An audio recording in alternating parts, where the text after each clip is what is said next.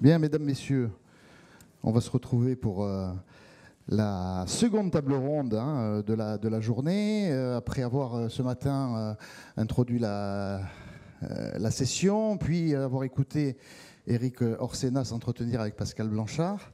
Et puis cette très intéressante table ronde, certains étaient présents, et je dis quelques mots simplement par rapport à ce qui a été dit ce matin. Ça a été une table ronde extrêmement intéressante qui nous a donné une extension dans le temps, puisque nous avons pas mal exploré avec des spécialistes la question des migrations sur le temps long, c'est-à-dire finalement une manière d'éclairer l'exposition que beaucoup, sans doute, ont vu ici, Odyssée humaine, la question des migrations. Et encore une fois, je remercie Aurélie qui nous permet d'organiser ce moment d'éclairage, ce moment de réflexion autour de cette question dans cette institution extrêmement significative pour nous.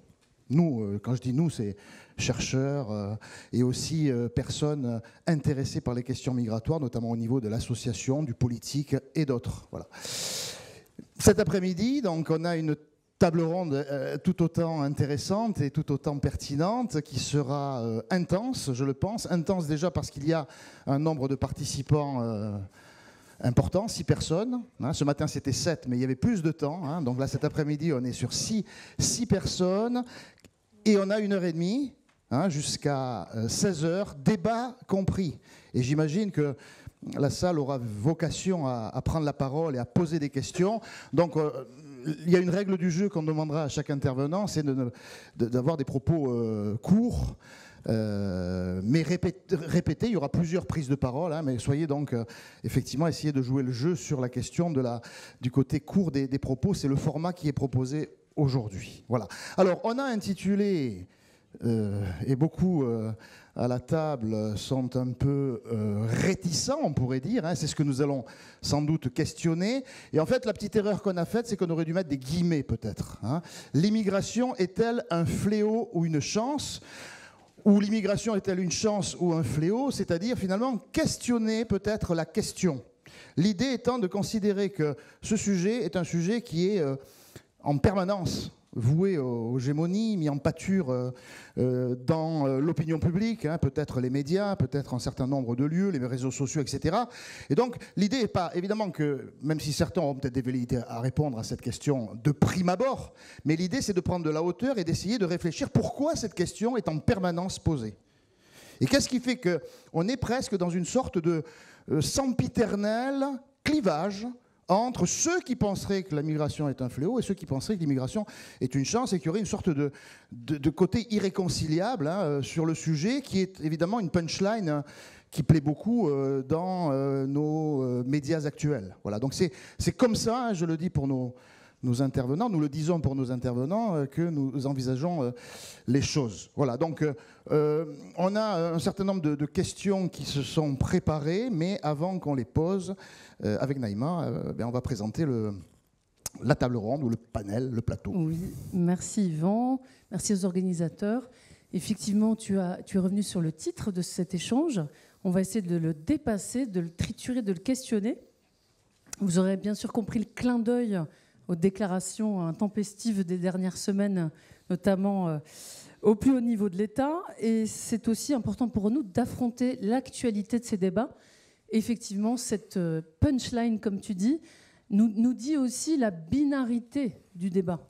Et c'est pour aussi peut-être mettre un terme à cette binarité et offrir la complexité que mérite le débat, que nous vous invitons à écouter nos invités qui nous font plaisir de participer à cet échange. Alors, je tiens tout d'abord à excuser Jean Viard qui est souffrant et qui ne pourra pas être là cet après-midi. Nous avons le plaisir d'accueillir Madame Catherine Wittol de Wenden, éminente directrice de recherche au CNRS qui travaille depuis un certain temps sur ces questions et qui pourra certainement donner de l'antériorité et éclaircir l'enjeu de ces débats au nom de ces différentes séquences qui caractérisent l'histoire de l'immigration en France depuis ces 40 dernières années dans le débat public. À ses côtés, nous avons le sociodémographe Patrick Simon, donc directeur de recherche de l'INED, à qui l'on doit un certain nombre de travaux importants qui peut réintroduire la notion de fait et de savoir sur ce dont on parle, puisqu'on va essayer de circonscrire ce mot qui est celui de l'immigration à des faits tangibles et avec les limites, puisque nous allons aussi poser la question autour de la recension de ces migrations. Alors, enfin, pour ma part, je tenais à présenter Géraldine Arresté-Anou, qui est donc photographe et créatrice du projet Étranger qu'elle aura l'occasion d'évoquer dans nos échanges et qui va donc éclairer aussi ces débats éminemment de société avec ce point de vue qui lui appartient, qui est singulier et qui nourrit son travail aujourd'hui sur ces problématiques. Voilà, et puis bon, pour compléter le panel, 3 autres intervenants. Donc effectivement, Didier Lesky. Bonjour Didier Lesky, vous êtes directeur général de l'Office français de l'immigration et de l'intégration. Merci d'être parmi nous cet après-midi. Nous avons également Thibaut Tellier, professeur d'histoire contemporaine à Sciences Po Rennes, et qui a beaucoup écrit sur l'histoire de l'immigration et notamment sur la question du logement. Merci Thibaut d'être là. Et Benoît Hamon, donc ancien ministre, et aujourd'hui, peut-être vous pourriez dire un mot là-dessus, directeur général d'une association qui s'appelle Singa. Peut-être on pourrait dire un mot sur cette association. Oui, j'ai cette chance, moi, de présenter. C'est une ONG qui est dédiée en Europe et sur le continent nord-américain à l'inclusion des nouveaux arrivants par l'entrepreneuriat, l'hébergement et ce qu'on appelle les activités communautaires, par la création de liens. Bon, voilà, c'est aussi à ce titre que vous nous faites l'amitié et le plaisir d'être parmi nous. Alors, on a peut-être une première question que je me permettrai de poser, Naïma, sur justement ce titre, l'immigration est-elle une chance ou un fléau? Un peu en écho avec cette perspective sur le temps long qu'on a eu ce matin. Je crois qu'il ne faut pas oublier ce qu'on a pu suivre ce matin. Là, on est un peu peut-être dans une histoire du temps présent, même s'il faudra peut-être faire recours à des moments du passé ou à des actions menées. Mais voilà, j'aimerais que, assez brièvement, chacun d'entre vous puisse se positionner. On a voulu, comme on l'a dit ce matin avec Pascal Blanchard, essayer de proposer des voix très différentes, des chercheurs, ils sont présents à cette table ronde, des personnes qui ont fait partie des milieux politiques et administratifs ou qui en font encore partie, des personnes qui sont dans des associations. Donc voilà, comment votre regard scientifique se pose, ou votre regard d'expert se pose justement sur cette sempiternelle question, l'immigration, une chance ou un fléau? Peut-être Catherine, pour commencer? Merci beaucoup, Yvan. Ça marche, oui. Merci pour cette invitation. Alors moi, j'aurais tendance à dire que c'est ni une chance ni un fléau, c'est une réalité. Et c'est une réalité qu'il faut affronter, comme toutes celles qui sont dans le monde contemporain aujourd'hui. En revanche, les représentations de cette réalité peuvent différer selon les périodes, puisqu'on a évoqué le fait que j'avais travaillé sur la longue période, puisque je suis un des dinosaures de la recherche sur l'immigration. J'ai fait ma thèse sur les phénomènes de politisation et dépolitisation des thématiques migratoires. Et après une période qui a été évoquée ce matin brièvement, puisqu'on était dans le temps très long, mais du 19e siècle, l'immigration, il ne faut pas oublier, a toujours été à cette période extrêmement mal vécue par les gens qui n'étaient pas eux-mêmes des migrants. Les journaux étaient extrêmement virulents à l'égard des étrangers, etc. Ensuite, pendant l'entre-deux-guerres, c'est la montée de la classification raciale et de l'antisémitisme. Donc, ce n'était pas une période très, très favorable à la présence étrangère, surtout qu'il y avait un contexte de chômage à partir des années 30. On a une période, au contraire, si j'ose dire, bénie, très calme, de dépolitisation du phénomène migratoire, parce qu'on avait besoin de main-d'œuvre et qu'il y avait un problème démographique en France entre 1945 et 1974, qui est la période de suspension de l'immigration de travail. Donc là, c'était un discours qui était peu politisé. Il n'y a eu aucune loi concernant l'entrée et le séjour des étrangers qui a été adoptée après l'ordonnance de 1945 et 1980. Donc tout se faisait par coup de téléphone, etc. Et qui étaient les décideurs ? C'était les démographes, certains ancêtres qui ont créé l'Institut national d'études démographiques, comme Alfred Sauvy, mais aussi le patronat était extrêmement présent comme acteur parce qu'il avait furieusement besoin de main-d'œuvre à l'époque.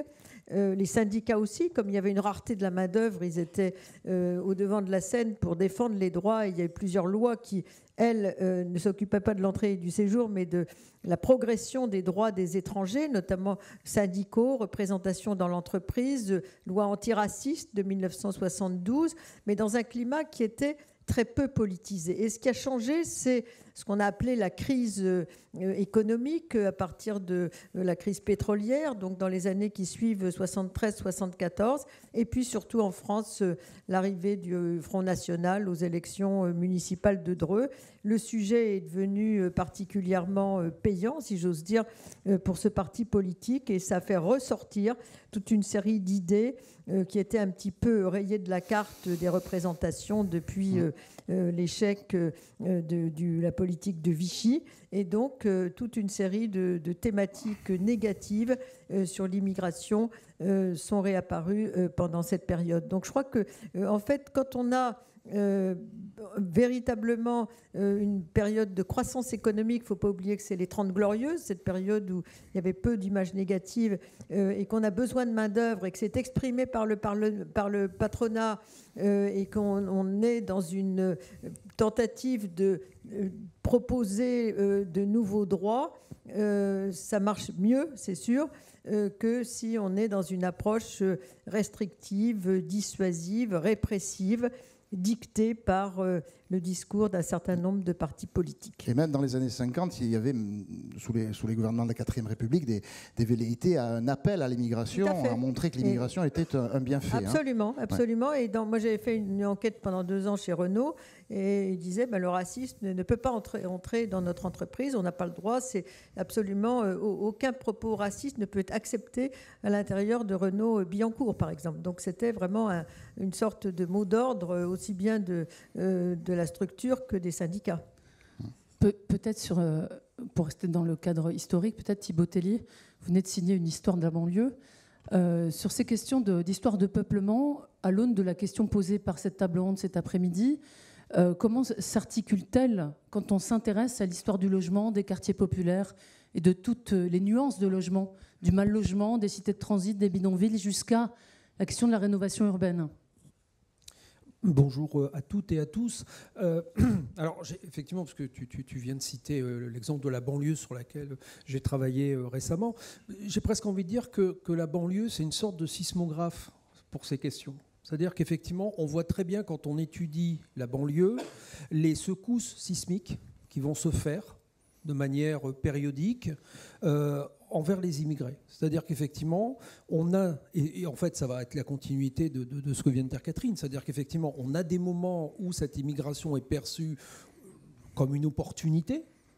Si on prend par exemple toute l'entre-deux-guerres, on voit bien qu'il y a une première partie où on a besoin des immigrés en France, notamment pour la reconstruction. Donc on les fait venir et on a de forts foyers migratoires, notamment en banlieue parisienne, essentiellement. On va retrouver exactement la même chose après la Deuxième Guerre mondiale parce qu'il faut des bras pour construire les grands ensembles. Et donc en fait, on pourrait faire une sorte effectivement de périodisation urbaine sur le rapport que l'on entretient à ces immigrés. Et en fait, c'est une liaison très, très paradoxale. Il y a effectivement à la fois il y a cette perception, notamment aussi dans le milieu du patronat et dans les milieux de la construction, qu'on a besoin de ces immigrés pour construire, mais en même temps, moi je ne prendrai pas évidemment l'appellation de fléau, mais c'est un problème. C'est un problème parce qu'il y a notamment la question du logement. Il y a la question du logement. Et on sait qu'effectivement, et encore aujourd'hui, le logement est un formidable facteur d'inégalité. Et quand on sait, par exemple, que dans la région parisienne, on avait plusieurs dizaines de milliers de gens qui vivaient dans les bidonvilles, on voit ce curseur d'inégalité. Donc voilà, on est, je pense, réellement sur un paradoxe, mais ça mériterait aussi qu'on réfléchisse, je dirais, sur une analyse micro. C'est-à-dire qu'on sait aussi, par exemple, que la banlieue, c'est aussi un endroit où on invente de la sociabilité. Et que si, effectivement, il y a des mécanismes de rejet qui se font, on voit aussi qu'il y a une sorte, je dirais, d'inventivité au niveau de certaines municipalités pour intégrer dans la vie municipale les immigrés. C'est déjà le cas dans l'entre-deux-guerres et c'est encore le cas aujourd'hui, hein, où on a effectivement toute une série de municipalités qui travaillent sur ces problématiques. Notamment, il suffit de voir Sarcelles, hein, où il y a plus de 100 nationalités. Comment on fait, voilà. Donc là, je pense que ces municipalités ne réfléchissent pas avec ce titre-là, mais effectivement, ces immigrés, ils sont là, ils sont habitants comme les autres, et donc comment, effectivement, on les intègre, mais au sens premier du terme, c'est-à-dire comment on les intègre à l'urbanité, au fond, des villes contemporaines. Alors pour réfléchir et continuer à alimenter le sujet, je me rappelle qu'en 1984, la question de l'immigration, une chance pour la France, point d'interrogation, avait été un ouvrage de Bernard Stasi, qui avait surpris, qui avait suscité un débat, parce que c'était un homme plutôt d'une droite, mais d'une droite modérée, hein, qui avait provoqué cet ouvrage, qui avait suscité un vaste débat, hein, qui a un peu brouillé les pistes. Hein, et puis Stasi a eu une carrière assez intéressante sur notre sujet, très intéressante même. Alors je voulais avoir peut-être l'avis de l'autre chercheur de cette table ronde, hein, Patrick Simon, de son point de vue, hein, et je le sollicite sur ce point. Voilà, est-ce qu'un sociologue, démographe peut être amené à répondre à ces questions, et alors tu n'as pas fui la question puisque tu es là, mais est-ce que ça convient à un sociologue ou un démographe que d'essayer de répondre à cette question ? Vous m'avez un peu coupé l'herbe sous le pied parce que j'avais décidé de dire tout le mal que je pensais de la question. Donc, on veut le savoir, on veut l'entendre. Je ne vais pas épiloguer là-dessus. Non, je pense que cette alternative qui revient un peu comme un lieu commun n'a pas du tout d'intérêt parce que ce n'est pas ça qui nous permet de réfléchir à la question des migrations dans les sociétés contemporaines. La France étant pas du tout un cas isolé par rapport à beaucoup d'autres pays qui connaissent des situations similaires, peut-être avec des réponses différentes, mais là, de ce point de vue-là, il n'y a pas tellement de spécificité. Ce qui caractérise plutôt la France, peut-être en spécificité, c'est l'antériorité très longue de l'histoire des migrations qui remonte au milieu du 19e siècle, enfin milieu fin du 19e siècle, à un moment où les autres pays européens sont des pays d'émigration. Donc là, c'est vrai qu'il y a la cristallisation du modèle politique français, la Troisième République, s'est faite autour de la question des étrangers. Ce qui n'était pas du tout le cas dans la formation des États-nations voisins, où ce n'était pas du tout le sujet à ce moment-là. Donc il y a quelque chose de très ancien, mais de façon assez constante, alors avec des variations qui viennent d'être évoquée. Bon, en fait, en même temps, l'hostilité à l'immigration n'est jamais très loin non plus. Hein. Même dans les périodes des 30 Glorieuses, c'est pas non plus aussi simple que ça, du point de vue des interactions et de l'absence de racisme, notamment. On ne peut pas dire que ce soit complètement le cas. Donc, le point de vue à l'égard de l'immigration est toujours un petit peu ambigu.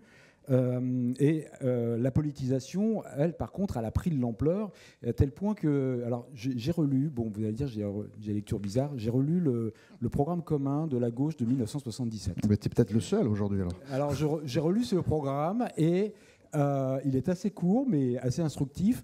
Il n'y a pas une ligne sur l'immigration. C'est-à-dire, c'est pas le sujet. En 77, dans les débats, pour le débat politique du programme commun, donc du Parti socialiste et du Parti communiste français à l'époque, il n'y a pas un développement qui dit comment on va gérer la question de l'immigration. Didier Lesky, vous n'avez pas l'air d'accord. Vous froncez les sourcils. Didier Lesky n'est pas d'accord. Vous n'êtes pas d'accord. Non, en 80, mais le programme commun de la gauche, ça c'est les 110 propositions de 80. Hein. Le programme commun de 77, je vous le prête, hein, je l'ai, c'est pas dedans. Je vais le garder. C'est pas dedans, c'est-à-dire que c'est pas l'enjeu au moment de se prononcer. Il y a plein d'autres questions sociales, économiques fortes, mais pas celle de l'immigration. Donc c'est pour dire que la politisation est pas, si on prend quels sont les critères qu'on peut prendre, là, voilà, c'est pas aussi évident que ça. Alors aujourd'hui, Catherine a dit le mot, c'est ni un fléau ni une chance. En tout cas, c'est une réalité. C'est-à-dire, elle est actuelle, elle est ancienne. Vous avez fait une table ronde sur le paléolithique, donc on voit bien que c'est pas du tout quelque chose de très nouveau. Ce qui est nouveau, c'est les réactions des États-nations à l'immigration. Donc c'est plutôt ça dont il est question, c'est-à-dire la formation de frontières, la formation de règles, ou en tout cas de points de vue sur le rôle de l'immigration dans les formations politiques et sociales de ces États. Et donc, je termine là-dessus, il me semble qu'il y a des questions qui sont posées, et elles étaient importantes, autour des welfare states. C'est-à-dire les États sociaux, les États qui ont conçu un certain nombre de protections sociales l'ont fait dans des ensembles qui étaient de façon un petit peu artificiellement fermés. C'est-à-dire les contributeurs sont ceux qui sont les bénéficiaires. Or, les migrations viennent perturber cette organisation. Et donc, elles ont du mal à penser les formes de solidarité collective dans le cas des migrations. Et il me semble qu'une grande partie des crispations sur les migrations sont autour de cette idée du partage d'un certain nombre de bénéfices, de biens, d'accès à des droits qui sont un peu chamboulés dans la période de migration. Donc voilà, c'est ça un peu l'enjeu. Est-ce que ça veut dire que c'est une chance ou un fléau? En tout cas, il y a des points extrêmement positifs à l'immigration, et ça, on va en parler dans les questions qui vont suivre. Oui, merci Patrick, et on reviendra aussi sur la dimension quantitative, et je pense que tes travaux vont beaucoup nous éclairer. Je me permets de me tourner vers vous, Benoît Hamon, puisqu'on a évoqué le programme commun de 77 et celui de 81, et cette fameuse proposition, on appelle ça un marronnier, je crois. La 110e proposition concernant le droit de vote des étrangers en France. C'était la 110e, la dernière 110e. Et oui, et qui est revenu quelques fois. Et je profite de votre expérience d'ancien candidat à la présidentielle et aussi de votre carrière politique pour essayer de comprendre avec vous peut-être le regard que vous pourriez poser sur le poids politique de la question de l'immigration, on va dire de ces 20-30 dernières années, quelle place elle occupe, et notamment dans une présidentielle. On a l'impression qu'elle est assez centrale. Est-ce que c'est votre expérience d'élu et de candidat à la présidentielle? Bonjour. Je vais essayer de répondre à cette question-là. En tout cas, ce qui est intéressant sur les représentations qui sont celles de nos compatriotes sur les migrations et le lien avec les médias ou les discours politiques, c'est qu'on commence à avoir des travaux et des travaux de recherche. Je pense notamment aux travaux récents de Jérôme Valette qui montrent que les opinions se polarisent sur les migrations. Plus on parle de migration et plus on en parle mal. Mais que les deux facteurs qui conduisent à de la polarisation, y compris une polarisation favorable aux migrations, pas que défavorable, sont le temps consacré par les médias aux migrations et la manière dont on en parle. Et ce qui va nous ramener au débat et à l'alternative qui est au-dessus de nos têtes, se constituent 4 blocs de personnes, grossièrement, des femmes et des hommes favorables par conviction, valeur aux migrations. Un autre bloc plus modérément favorable qui voit bien le rôle que peut jouer la migration sur le plan économique, sur le plan de l'emploi, qui, on va dire, est modérément favorable. Un troisième bloc de gens modérément défavorables, mais dont le premier réflexe est quand même de considérer qu'il faut poser des règles et il faut sans doute ne plus continuer à avoir de politique migratoire. Et puis un bloc très défavorable. Et ce qui est intéressant dans ces travaux de recherche, c'est qu'ils montrent qu'il n'y a qu'un bloc qui ne change jamais d'avis. Quoi que vous disiez, en bien, en mal, que vous invoquiez la raison ou les imaginaires, c'est le bloc des gens très défavorables. Ce bloc-là ne bouge pas. Il n'y a pas de migration, pour le coup, des opinions, et au contraire, il a tendance à se consolider et se durcir. Et ce qui doit nous amener, nous, à réfléchir à la façon dont on parle des migrations, à l'aune du temps qu'on y consacre, faut-il en parler si souvent, et des arguments qu'on utilise. Moi, ce qui me frappe le plus, et là c'est moins mon expérience politique que mon expérience récente de directeur d'ONG qui me fait parler aujourd'hui, ce qui est très troublant, c'est que c'est un débat qui échappe la plupart du temps à la rationalité, qui additionne des attentats à la raison en permanence. C'est très difficile d'avoir une discussion sur les migrations qui se fonde sur des faits. Et quand on dirige une ONG et qu'on collecte des faits, des données, alors sans doute très parcellaires, hein, on ne voit les choses que par un petit bout de la lorgnette, mais ce petit bout-là, il existe, ce sont des réalités. C'est très difficile, ou c'est très troublant de voir le peu de poids que ces faits ont, ces réalités vécues, ces expériences, ces trajectoires de vie dans les débats politiques tels qu'ils s'organisent. Et pour faire simple, on constate, c'est dans les travaux, je vous en parle parce que j'ai trouvé ces travaux intéressants de Valette et de quelques autres, que évidemment, avant les élections, le temps consacré par les médias à la question des migrations augmente crescendo, sous l'impulsion des politiques eux-mêmes, mais évidemment parce que les rédacs considèrent que c'est aussi bankable. Et plus on parle des migrations, plus la polarisation se fait, et notamment elle se fait aux extrêmes, et en particulier dans les extrêmes qui sont défavorables aujourd'hui par principe aux migrations. Donc ce qui me semble important, c'est que ces débats qu'on a aujourd'hui débouchent sur des stratégies communes.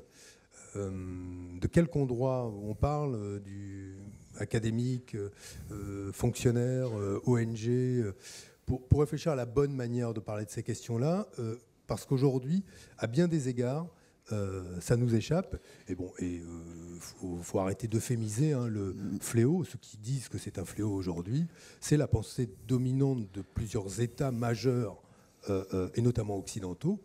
Et quand je dis qu'il faut arrêter d'euphémiser, c'est que c'est derrière de la xénophobie, c'est parfois du racisme, et que c'est à ça qu'on Mais Benoît, se confronte aujourd'hui. juste une question pour prolonger ce que vous dites, qui est très intéressant, c'est est-ce qu'en tant qu'homme politique, vous avez été témoin, ou en tout cas attentif au fait que les hommes et les femmes politiques peuvent préjuger de ce sujet ?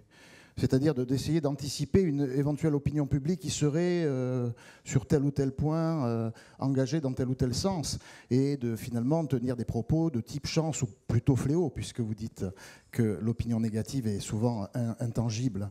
Est-ce que vous avez été témoin de ça ? Est-ce que vous avez vu quelque chose dans cette... Si je vous dis non, tout le monde va dire. Est-ce que vous avez entendu le Premier ministre, par exemple ? Non, mais je ne vais pas rentrer dans ce... Non, mais dans ce registre-là, la réalité, c'est qu'à partir du moment où le discours politique se fonde sur ce que dit l'opinion, mais renonce à fabriquer l'opinion, eh bien, les photographies qui sont celles des sondages, notamment sur ces questions-là, et qui sont très tributaires des représentations et des imaginaires qui circulent dans la société, font que le discours politique lui-même se déplace. Ce qui ne veut pas dire après, et soyons honnêtes, que les représentations qui existent se fondent sur rien. Il y a aussi des tensions liées aux questions d'inclusion, il y a aussi des moments qui sont des moments très forts de souffrance, de peine, un certain nombre de nos concitoyens qu'ils vont exprimer sous la forme d'un rejet des migrations. Ce qui me semble être intéressant, qui pourrait être une piste de travail, je la pose là, c'est que aujourd'hui, nous entendons beaucoup dire que nos modes de vie, notre identité seraient menacés par les migrations. Mais si nous posons que notre identité à nous de républicains, si nous posons que notre identité à nous de Français, c'est un haut niveau de service public et un haut niveau de protection sociale et l'égalité des citoyens devant ces droits-là, allez-vous me dire quelle est la responsabilité des Afghans dans le fait qu'il y a moins d'hôpital public ? Quelle est la responsabilité des Algériens dans le fait qu'on parte à 64 ans à la retraite ? Quelle est la responsabilité des Tunisiens dans le fait qu'il y ait des écoles qui ferment ? Quelle est la responsabilité, que sais-je, des Indonésiens dans le fait que ce soit de plus en plus difficile de se déplacer, mobilité, grâce à des services publics ? Elle n'existe pas en l'espèce. Et c'est peut-être, si nous réfléchissons à nos modes de vie, ce que nous voulons préserver, peut-être faut-il tourner la question et se poser en quoi la migration et l'intégration de nouvelles populations peuvent être un argument pour conserver nos modes de vie et les préférences collectives auxquelles nous sommes attachés les uns et les autres, en tout cas une majorité d'entre nous, quels que soient des fois nos désaccords partisans. Là, vous posez une question qui est importante et qu'on retrouve aussi dans ce qu'a dit à un moment donné Thibault, c'est-à-dire, y a-t-il un principe de réalité, un principe qui laisserait entendre que le fait de débattre, de disserter sur le sujet serait peut-être à un moment donné vain, et qu'il faille à un moment donné en venir au principe de réalité. Quand on voit l'image de François Bayrou dans l'hémicycle en disant il y a ceux qui d'un côté agitent les peurs et il y a ceux de l'autre côté qui nient toute réalité, en désignant plutôt la gauche. Et donc c'est une question qui me semble épineuse à régler ici. Alors je voudrais effectivement demander à Didier Lesky sur cette question. Alors évidemment votre regard en tant que directeur général de l'Office français de l'intégration et de l'immigration et de l'intégration, quelle est votre manière de voir les choses autour de ce débat ? Écoutez, on sait tous que c'est un débat complexe. En plus, comme vous dites que ce qui est exact, je suis le directeur général d'une institution qui a été fondée en 1945, en novembre 1945. Et au moment où elle est fondée, elle a comme vice-président un membre du bureau confédéral de la CGT. Et une des choses que va exiger le patronat très vite, c'est que le membre du bureau confédéral de la CGT ne soit plus membre des instances dirigeantes de ce qui s'appelait à l'époque l'Office national d'immigration. Pourquoi ? Parce que pendant toutes les années 50, la bataille menée par le patronat, c'est de faire venir en dehors des règles de protection de l'État, d'une certaine manière, eh bien, des travailleurs immigrés. Et ça va être tout ce qu'on va voir se développer et qui, aujourd'hui, en particulier à partir, je dirais, du début des années 80, va faire l'objet d'études par les sociologues, les historiens sur la période d'introduction de l'immigration.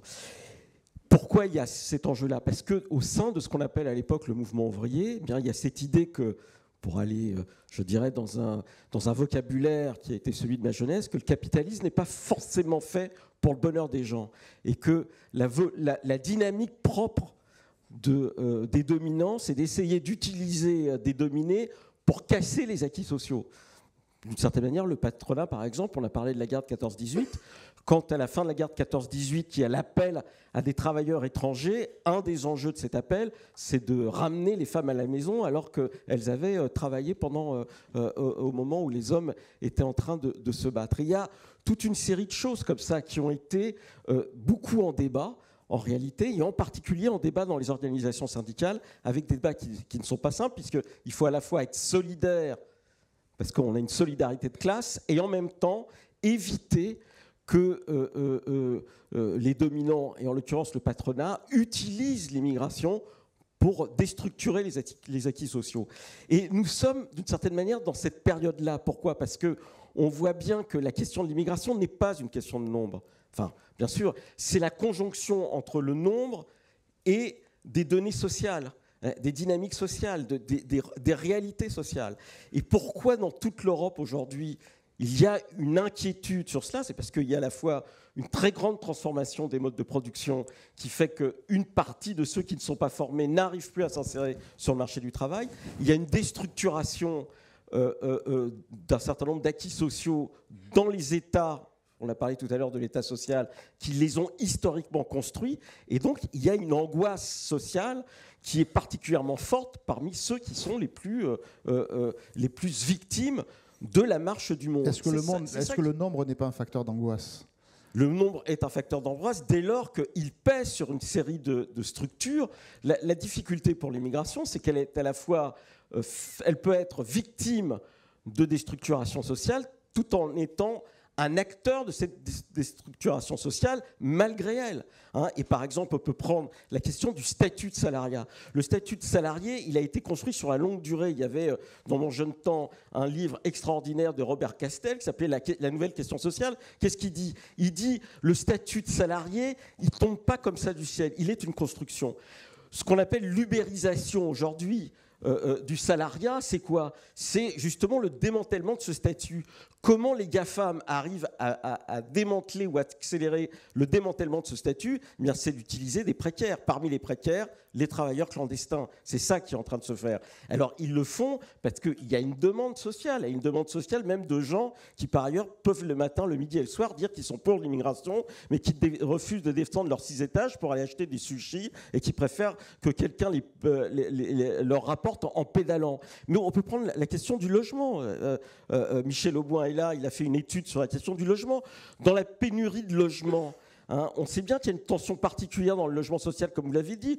Une personne d'origine argentine sur 2 vit dans du logement social pour des raisons objectives, ou les subsahariens, parce que la conjonction entre le fait que 31% de l'immigration vit en dessous du seuil de pauvreté, qu'on a un nombre d'enfants qui est supérieur, on est naturellement prioritaire dans ce logement social. Et c'est normal, voilà. Mais dans une période où le système global ne produit pas de logement, eh bien ça a des effets dans la conscience des gens, et en particulier chez ceux qui sont les plus démunis. Ce n'est pas qu'ils sont comme ça, pris par une idéologie qui serait négative, mais parce que, pour citer un vieil auteur, hein, les conditions d'existence déterminent aussi la pensée des personnes. Et c'est ça qui est en train de se passer. Et il ne faut pas le voir simplement dans un débat franco-français. Et il y a des enjeux aussi qui sont culturels, parce que l'idéologie dominante qui aujourd'hui circule le plus vite à travers le monde est l'idéologie des États dominants ou des structures dominantes. Et on a un problème en réalité qui se retrouve dans un certain nombre de lieux, c'est le fait qu'il y a des régressions idéologiques qui peuvent toucher les immigrations. Mais vous, Didier Lasky, excusez-moi, est-ce que vous, cette problématique, si on peut dire, ou cette phrase, en tant que directeur de l'OFI, elle vous... Non, mais moi je suis d'accord avec Patrick Simon. Le drame, si vous voulez, c'est que les partisans ou les adversaires s'alimentent l'un l'autre dans un combat stérile, et sont même heureux de s'alimenter l'un l'autre dans un combat stérile, parce que c'est ça la vérité. Il faut prendre les immigrations au pluriel. Les dynamiques d'intégration sont à la fois liées au caractère propre des individus comme aux dynamiques de groupe, et c'est pour ça que le terme migrant, par exemple, n'a pas de sens, parce qu'il dénie le fait qu'il y a des statuts juridiques qui sont différents, que la majorité de l'immigration en France et en Europe, c'est d'abord une immigration légale, que l'Europe est un espace ouvert, et c'est pour ça qu'il y a beaucoup plus d'immigrés dans la population en Europe qu'il y en a en Amérique latine, en Afrique ou en Asie. Ça ne veut pas dire qu'il n'y a pas des pays où il y a beaucoup d'immigrés, mais ils n'ont pas les mêmes droits. Enfin, je veux dire, il y a beaucoup d'immigrés dans les pays du Golfe, mais ils n'ont pas le droit au groupement familial, ils ne peuvent pas se faire soigner gratuitement, leurs enfants ne peuvent pas aller à l'école comme ça. Donc c'est ça les réalités. Voilà. Et donc, si on les discute simplement de manière globale, avec des mots qui apparaissent de temps en temps pour essayer de dire ah bah oui, attention, il faut être gentil, on parle de migrants aujourd'hui, mais le terme migrant est en train d'être écarté pour le terme exilé. Toute personne qui arrive serait exilée, mais le regroupement familial, c'est un droit. Hein. L'immigration de travail, c'est un droit. L'immigration étudiante, c'est un choix, et ça génère des droits. Et il y a la nécessité de penser le fait qu'on ne peut pas accueillir sans des conditions sociales qui permettent l'accueil. Et dès lors qu'on a un système qui n'est pas fait pour le bonheur des gens, les conditions de l'accueil deviennent de plus en plus difficiles. Très bien. Bon, mais on a l'impression qu'il y a trop d'unanimisme dans cette table ronde. On va essayer d'agiter les choses. On va créer le bad buzz. On va le lancer. Non, blague à part, on reviendra sur ces notions d'immigration. Tarte à la crème, de quoi parle-t-on? Parce que des fois, on confond les débats qui portent sur les questions de discrimination ethno-raciale et la question juridique donc de l'arrivée dans notre pays de flux migratoires légaux ou pas. Et on y reviendra quand on évoquera la question des faits et des outils que nous avons de mesure. Et ça, on y revient dans un instant. Mais j'ai quand même envie de vous questionner, chère Géraldine, sur justement, dans votre travail de photographe et à travers votre projet, comment on peut appréhender ces débats de société-là et comment on prend du champ et de la hauteur par rapport à ce qui peut effectivement parfois représenter un combat de deux blocs irréconciliables qui ne laisseraient aucun espace à la narration, aux représentations et aussi au questionnement peut-être qui traverse votre travail. Oh là là. Oh là là. Bon, déjà, moi, c'est bien la première fois que je participe à une table ronde. Ah bah, donc, ça contrebalance certains d'ici dans cette... Donc j'ai pas du tout l'habitude de parler avec un micro. Je suis assez émue. Déjà, par rapport à l'immigration est une chance, je vais être très, très auto-centrée en disant que pour moi, ça a été une chance, vu que ma mère est partie, ma mère française, est partie par amour vivre en Roumanie et j'ai été conçue là-bas. Et du coup, pendant 18 ans, j'ai vécu en Roumanie avec une mère étrangère, avec un prénom Géraldine, où j'étais la seule Géraldine de toute la Roumanie. Donc ça a été, pour moi finalement, ça a été être étrangère, ça a été une chance parce que ça, par exemple, quand j'étais au bac à sable ou une rencontre, tu t'appelles comment? Géraldine, hein, quoi? Du coup, ça a amené une discussion et ça a amené une rencontre qui, si je m'étais appelée Anna, Catalina ou autre, il n'y aurait peut-être pas eu. Donc déjà, pour moi, ce mot étranger a toujours été quelque chose d'assez merveilleux et ouvert à la rencontre. Du coup, en 2022, quand les élections approchaient, j'ai commencé à avoir quand même un peu peur de cette montée de l'extrême droite et de ce racisme ambiant. J'ai toujours peur, on est d'accord, on a toujours peur par rapport à 2027. Et du coup, j'ai voulu travailler sur le mot étranger, que je trouvais très mal utilisé dans la presse, dans la société, comme si c'était un mauvais mot. Et moi, donc photographe, ça fait plus de 20 ans que je bosse dans les entreprises, et où je me suis rendu compte qu'à chaque fois que j'allais dans des domaines très, très différents, que ce soit dans le domaine de la santé, dans le domaine de la culture, dans le domaine de l'industrie, de l'informatique, de l'agriculture, en fait, les étrangers, il y en a dans tous les domaines, et des étrangers qui viennent de partout. Et du coup, je me suis dit que j'avais envie de montrer en fait l'importance de tous ces étrangers pour l'économie française et pour la culture française. Et j'en ai fait un projet où j'ai fédéré 35 multinationales, des toutes petites PME et des institutions. Et j'ai fait en sorte que ces portraits aillent. J'ai demandé aussi aux dirigeants de toutes ces entreprises et de ces institutions de me donner leurs propres mots, pourquoi ces salariés sont importants pour leur entreprise ou pour l'économie. Du coup, j'ai fait en sorte d'être présente un peu partout dans toutes les gares de France avant les élections, dans plein d'endroits dans la ville. Et depuis 2022, cette expo voyage dans les lycées et collèges de la région parisienne, mais aussi en région centre. Donc pour moi, c'est où on parlait du fait d'expliquer, d'accompagner tous ces mots. En fait, il faut réellement correctement les expliquer auprès des jeunes qui, eux, seront l'avenir de demain.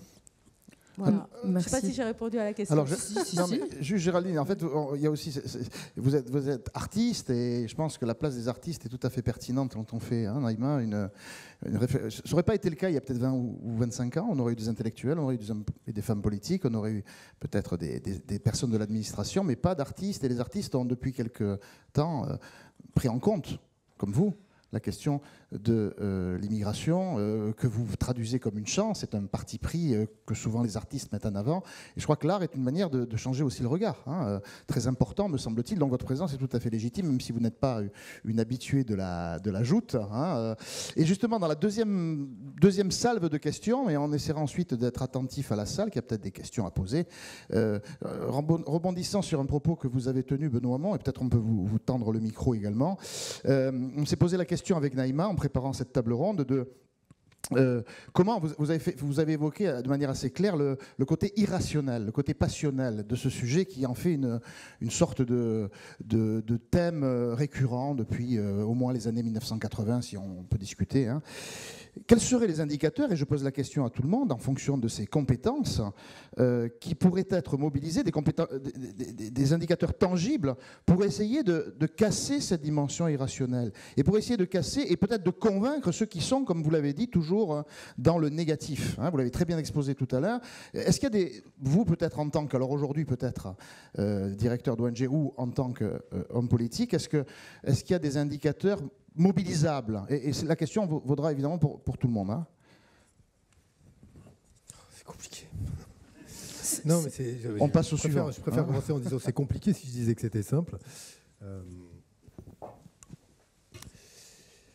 C'est compliqué parce que, voyez-vous par exemple, je ne sais plus qui disait tout à l'heure, je crois que c'est Didier Lesky qui évoquait, peut-être pas, mais l'exemple de ces pays comme les pays du Golfe, dans lesquels on a une immigration extrêmement nombreuse, dans lesquels il n'y a pas de regroupement familial, il n'y a pas de droits sociaux, etc.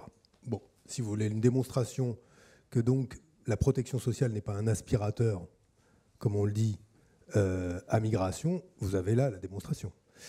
Puisque, et là on voit quoi, que les deux facteurs qui expliquent le choix d'un pays sont souvent les emplois disponibles et l'existence d'une diaspora à l'intérieur de laquelle vous allez pouvoir retrouver des gens qui parlent la même langue, que ce sont en tout cas deux facteurs de choix d'un pays.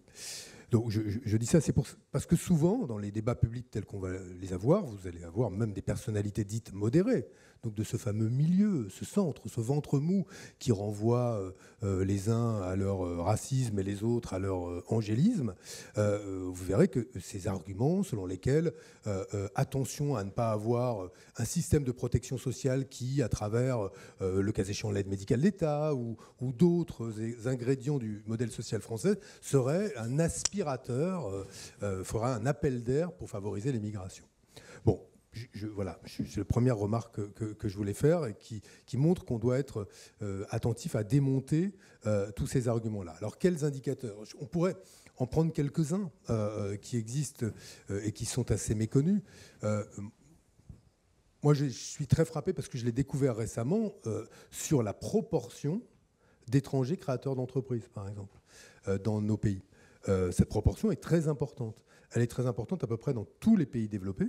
Pourquoi ? Parce que la migration, l'exil, peu importe comment on l'appelle, est souvent synonyme de déclassement professionnel. Déclassement professionnel, qu'il faut en moyenne 10 ans en France pour retrouver son statut social d'origine. Si j'étais architecte en Syrie, il me faudra 10 ans en moyenne pour retrouver un statut comparable. Et c'est valable pour tout le monde. Et donc le choix de l'entrepreneuriat est souvent une stratégie mobilisée par des femmes et des hommes qui, a priori, se seraient tournés vers le salariat pour essayer de retrouver un statut social ou, à défaut de retrouver immédiatement ce statut social, des revenus qui leur permettent d'avoir une vie décente pour eux-mêmes et pour leur famille.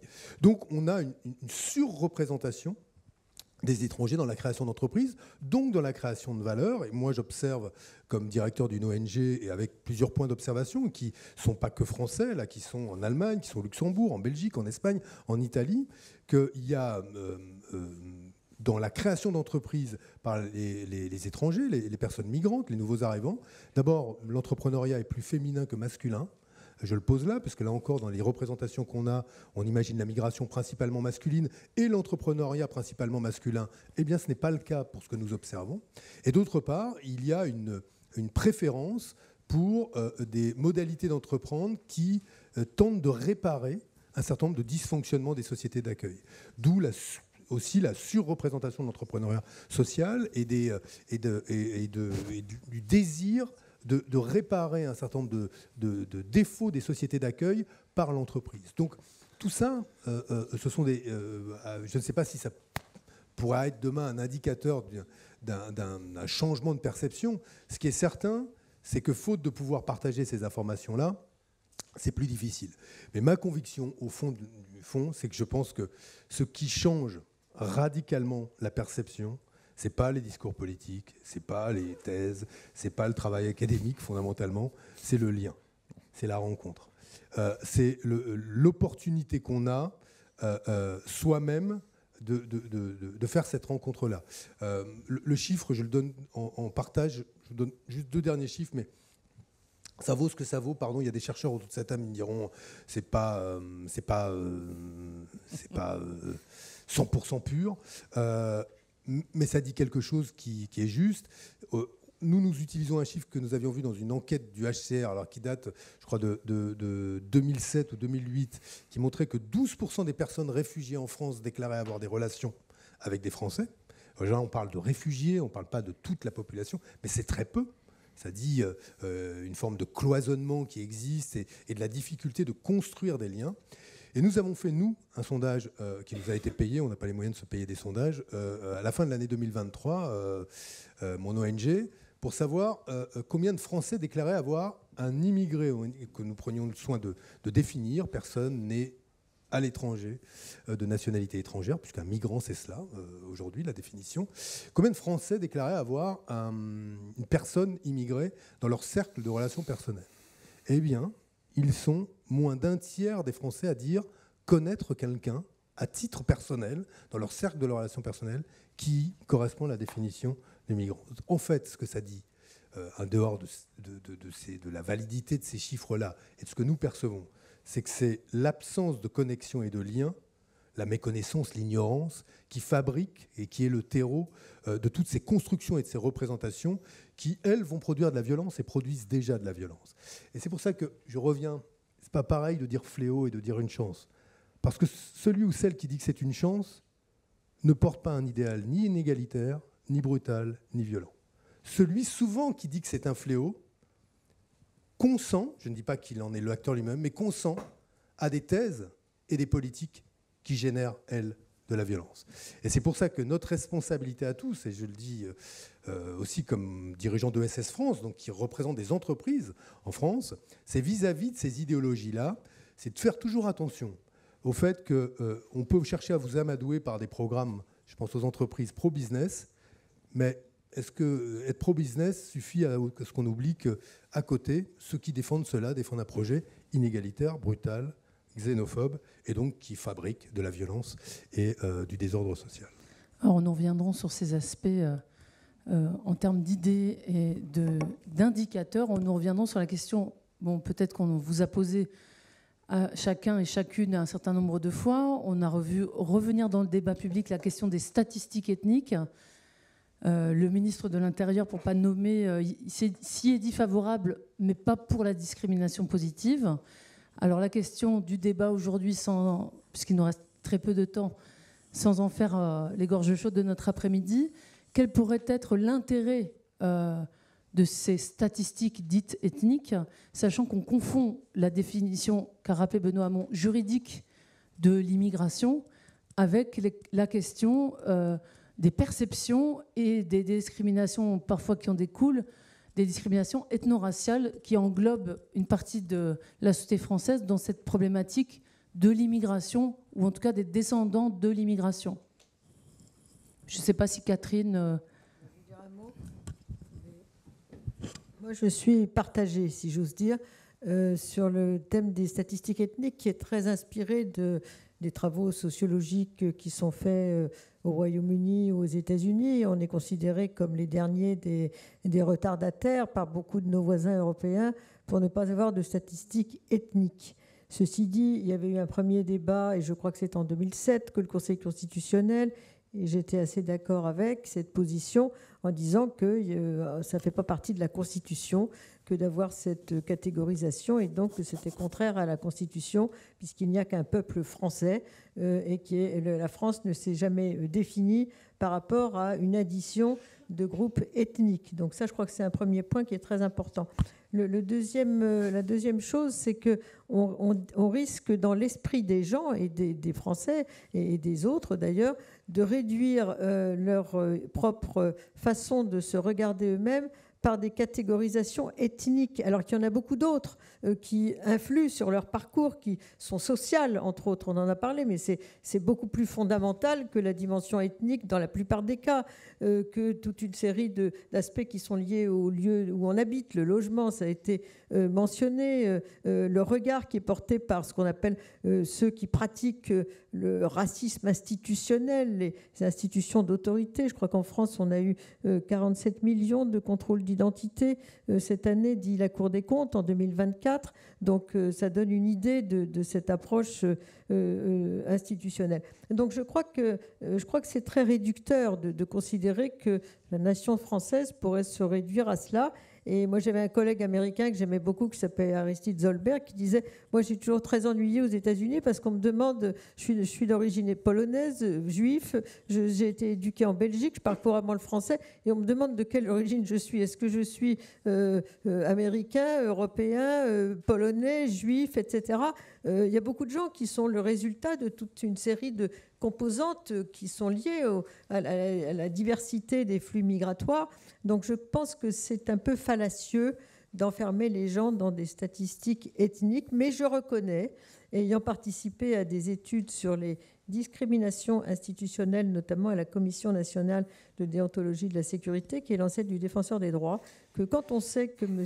X a été victime d'une discrimination policière, par exemple, le fait de savoir que lui était visible, comme on dit, par rapport à l'autre qui n'a pas été discriminé, qui est blanc, et la statistique ethnique peut ajouter quelque chose. Alors Patrick, et peut-être aussi Thibault ensuite, qu'est-ce que vous pouvez, je crée du clivage, qu'est-ce que vous pouvez répondre à Benoît Hamon qui dit qu'une thèse de doctorat ne sert pas à déconstruire les... Je te mets sur une rampe de lancement. Vas-y. Je ne vais pas faire de défense de statut ici dans la discussion. Non, je pense pour lier cette question des statistiques ethniques et celle des indicateurs, on sait quand même beaucoup de choses. On a beaucoup d'éléments chiffrés qui nous permettent de comprendre la façon dont la place des immigrés et au-delà dans la société. Et justement, c'est le au-delà. Naïma a évoqué les descendants d'immigrés. Donc on est sur les conséquences sur le temps long, en fait, sur l'enchaînement des générations. Et beaucoup des éléments que Didier Lesky a évoqué ne renvoient pas nécessairement à l'immigration. La question de la place dans le travail, par exemple, elle va aussi s'étendre. Et souvent, dans les discours publics, quand on dit immigré, on ne sait pas très bien qui est-ce qu'on désigne. Il y a quelque chose d'assez flou, parce qu'en réalité, les descendants d'immigrés sont souvent agglomérés, amalgamés avec les immigrés, parce que ça fait un ensemble assez cohérent, et personne ne demande le passeport des personnes qu'ils rencontrent dans la rue. Et donc, les représentations collectives ne s'arrête pas à la question du statut juridique ou à la biographie réelle des personnes. Donc, pour moi, les statistiques ethniques, elles existent déjà. Je suis désolé, Catherine, c'est un peu ça qui se passe. La question, c'est de savoir comment on arrive à comprendre quelle est la contribution, la place qu'occupent les personnes immigrées sur le temps long dans la société. Et de fait, la plupart des travaux montrent que c'est partie prenante en fait, de l'histoire de la nation depuis maintenant plus d'un siècle et demi. Donc en fait, la question c'est où est le problème ? Où est le problème, à part de considérer qu'une grande partie des tensions, des crises, des conflits qui se produisent dans la société française sont facilement renvoyés. La responsabilité en est facilement renvoyée aux immigrés qui sont des boucs émissaires faciles, là où, en fait, ce dont on parle, c'est la disparition des services publics, c'est les tensions pour l'accès à un logement de qualité, c'est le chômage, et autant d'éléments pour lesquels les immigrés ont des responsabilités relativement limitées. C'est pas ça qui est en train de se jouer. Donc, ce qu'on peut montrer, c'est que, les immigrés, et en particulier ceux qui viennent dans les périodes les plus récentes, donc il y a une sorte de paradoxe qui est de se plaindre, ou en tout cas de s'inquiéter des dynamiques migratoires récentes. Les immigrés venus récemment sont plus diplômés que la moyenne en France.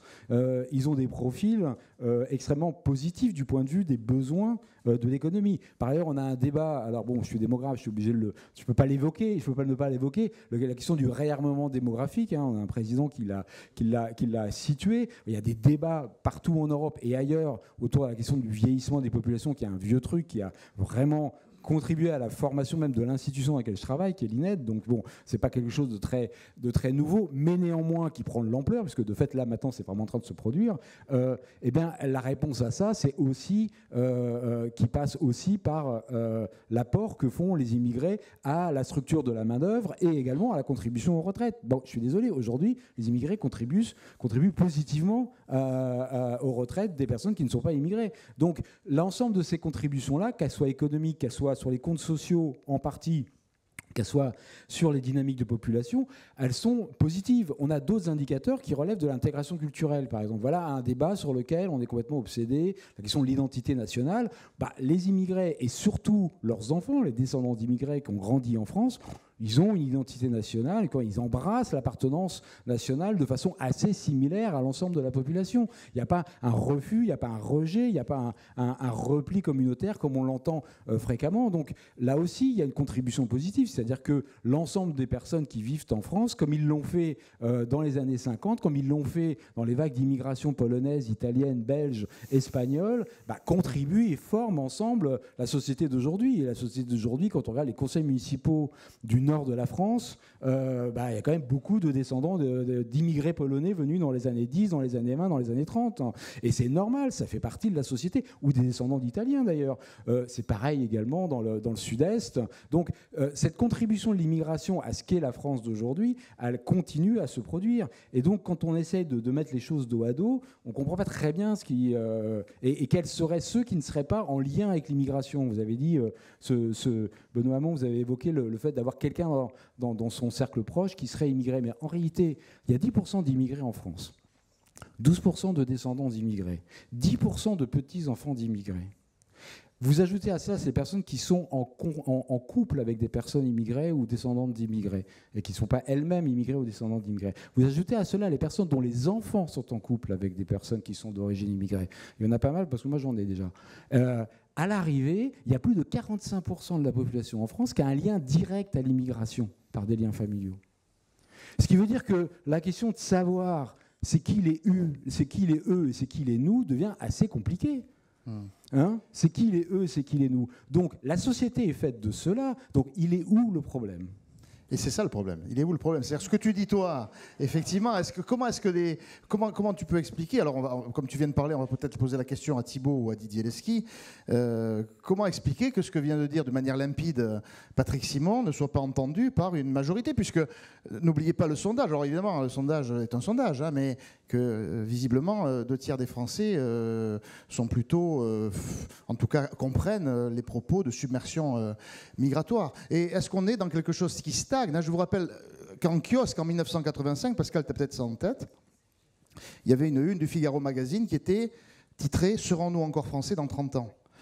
et qui faisait référence à une invasion de la France avec une photo de Marianne, peut-être certains la voient, cette image. Marianne Voilée. Marianne Voilée, Naïma, tu vois ça. Bleu, blanc, rouge. Et que mobilisaient les statistiques qui étaient proposées là, c'était une donnée un peu nouvelle, les étrangers d'origine non européenne, c'est-à-dire tous les Arabes et les Noirs, en gros. Hein, c'était ça, en gros. Hein. Donc voilà, Didier Lesky, est-ce que face à cette dimension, pourquoi ce que dit Patrick Simon n'est pas entendu par l'ensemble de la population ? Parce que le diable est dans les détails et qu'en l'occurrence, la difficulté quand on regarde l'immigration, c'est qu'elle est prise en otage par sa marge. Voilà, et qu'on a une marge plus ou moins forte qui pose problème parce que les dynamiques sociales dans lesquelles on l'a entraîné pèsent sur l'ensemble de la société et pèsent aussi sur son image. Et on est à Paris et Paris, par exemple, c'est l'exemple type du lieu qui, depuis 40-50 ans, n'a cessé à la fois d'expulser ses ouvriers et donc ses immigrés. Voilà. Et quand la Seine-Saint-Denis se crée le 1er janvier 1968, c'est le 9e département en proportion d'immigrés dans sa population. En 1982, c'est encore le 2e. Aujourd'hui, c'est le 1er pour la France métropolitaine. Et en même temps que c'est le 1er, c'est le moment où il y a une désindustrialisation extrêmement forte, c'est-à-dire qu'il y a un découplage de plus en plus important entre développement économique et immigration, comme on l'a dit, avec des poches qui se constituent de pauvreté et qui peuvent être pris par endroits idéologiquement par des gens qui posent des problèmes par rapport à nos valeurs. Et on est obligé de l'admettre. Et donc, justement, ça, c'est la marge et elle peut inquiéter. Je veux dire, on est quand même un pays où on a tué par 2 fois un prêtre au nom d'une autre conception de Dieu. On peut croiser quelqu'un qui considère qu'en tuant son voisin, il ira directement au paradis. Et en plus, on a, nous, parce que historiquement, un problème qui est à la fois récent, mais qui renvoie à notre histoire, c'est qu'on est le pays où on tue des juifs. Ça finit par poser des angoisses. Et que, voilà, ce n'est pas le cas de la majorité des immigrés, parce que la majorité des immigrés, et il faut toujours prendre les immigrations plurielles, s'intègrent, mais on a une fraction qui pose problème. Par ailleurs, bien évidemment, on peut toujours dire qu'on a une immigration qui est qualifiée, etc. On est le pays de l'OCDE qui a la part d'immigration la moins qualifiée en moyenne.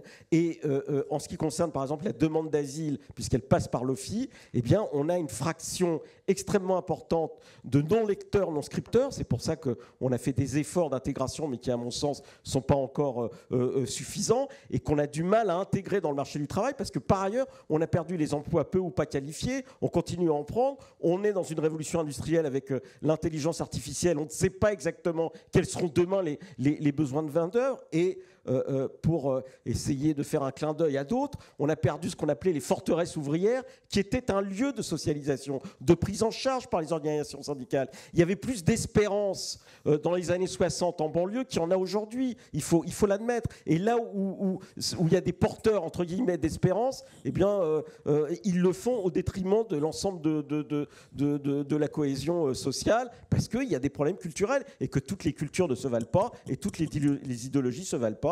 Et en ce qui me concerne, puis pour répondre et terminer par là sur faut-il ou pas des statistiques ethniques, moi je considère toujours encore que la notion de classe me semble plus pertinente que la notion ethnique. Bon, on ne va pas ouvrir le débat de est-ce que l'immigration fracture la classe ouvrière qui a été posée par les syndicats dans les années 70. Je ne sais pas si on a répondu à cette question, mais ça fera un autre colloque. C'est la question ouvrière et l'immigration. Je le soumets à Madame la directrice.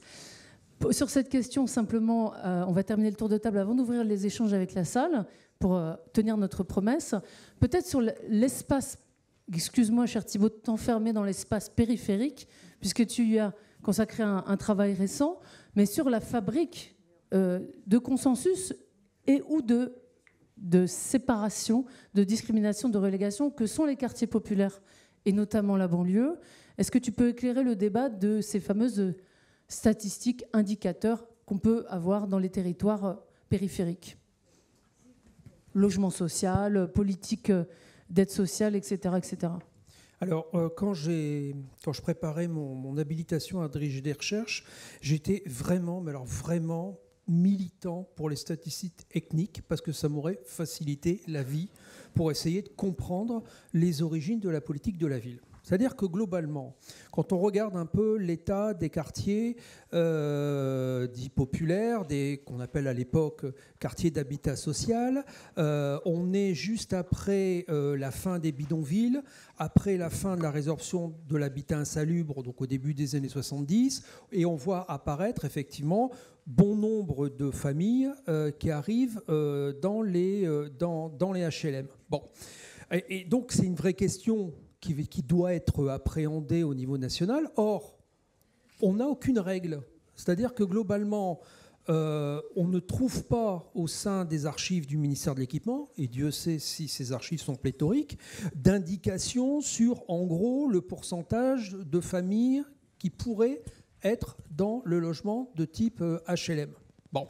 Donc, en fait, la question n'a pas été, je dirais, assurée par les services de l'État. J'ai fini par trouver dans les archives de la préfecture de Seine-Saint-Denis, pour les raisons qui viennent d'être indiquées, parce qu'effectivement, il y a une population d'origine immigrée extrêmement forte, une circulaire préfectorale qui dit globalement, il ne faut pas dépasser les 20%. Bon. Mais au fond, la question qui se pose, c'est que dans les années 70, effectivement, les élus locaux sont, je dirais, quelque peu démunis sur ces problématiques. Et au fond, qu'est-ce qui va opérer majoritairement la répartition des immigrés dans le logement ? C'est le logement que les autres ne veulent plus. C'est ça la mécanique. C'est pas quelque chose de pensé, c'est pas quelque chose d'élaboré. C'est en fait plutôt l'offre et la demande. Quand on dit les Français sont sortis des HLM pour laisser la place aux immigrés, ils sont allés dans le pavillonnaire, c'est sympa.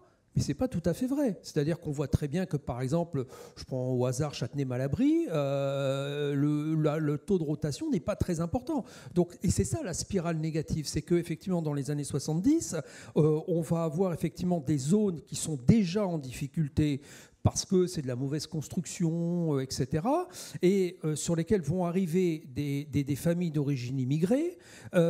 Et comme on est au début de la crise économique, on coupe dans les budgets sociaux. Voilà, donc c'est là que le mécanisme vicieux s'élabore. Et donc c'est pour ça que je parlais tout à l'heure d'approche micro. C'est-à-dire effectivement, après il faut regarder la manière dont les municipalités se sont emparées de la question.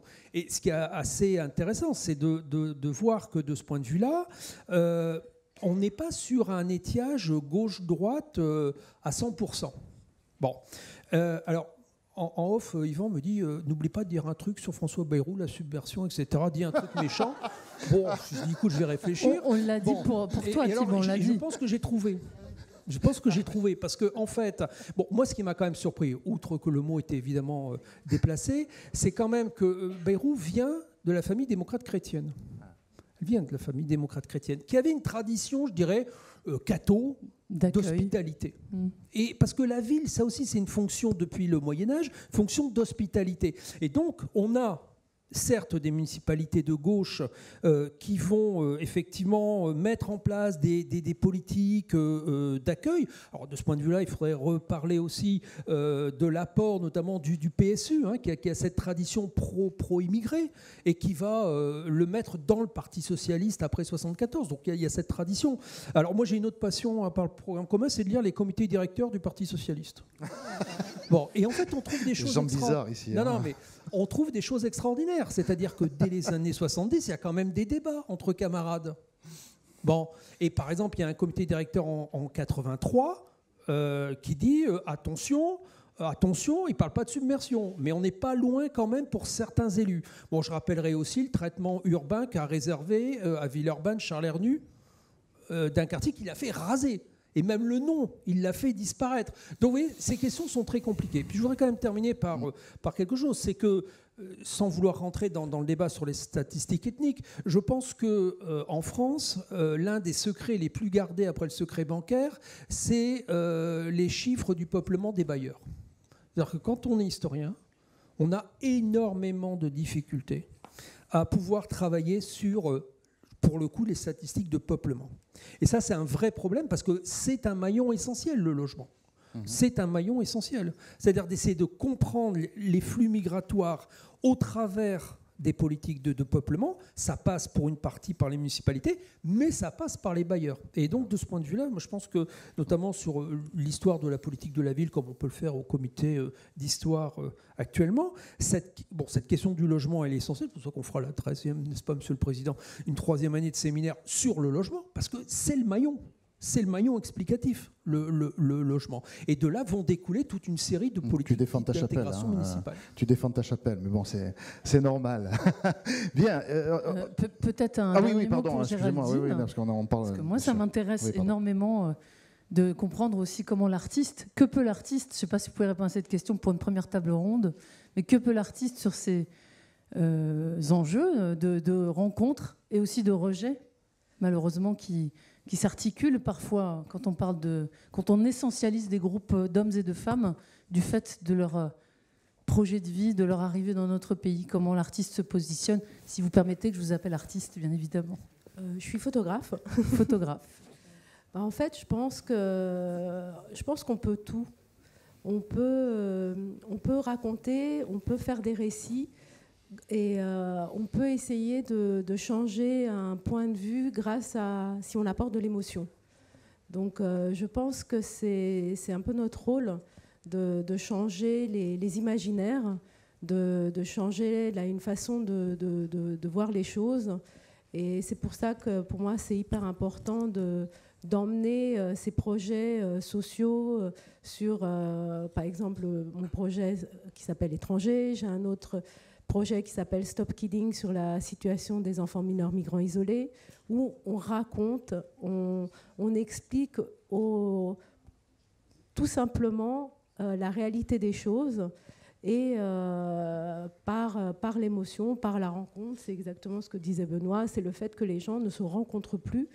Donc la première fois que j'ai fait un projet sur la situation des enfants mineurs migrants isolés, que j'ai emmené l'expo dans un CFA, c'était pareil, un peu avant des élections, où les gamins, je pense qu'ils avaient 18 ans, ils allaient voter pour la première fois. Et on a raconté les parcours de ces jeunes qui avaient exactement presque le même âge qu'eux, voire des jeunes plus jeunes.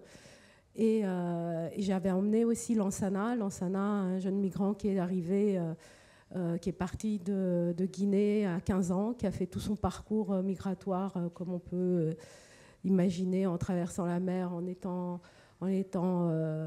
emprisonné en Libye, une histoire malheureusement banale.